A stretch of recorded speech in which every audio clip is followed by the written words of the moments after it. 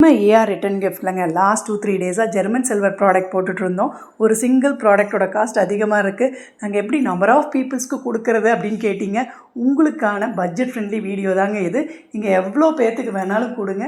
லக்ஷ்மி வீட்டுக்கு வராங்க அப்படின்னு நான் சொன்னேன்.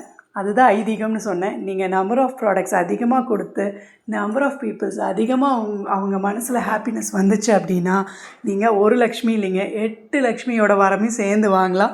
ஸோ நம்ம ஏஆர் ரிட்டன் கிஃப்ட்ஸில் குயிக்காக ஆர்டர்ஸை ப்ளேஸ் பண்ணிக்கோங்க. இதில் ஒரு யூனிக்னஸும் இருக்குது.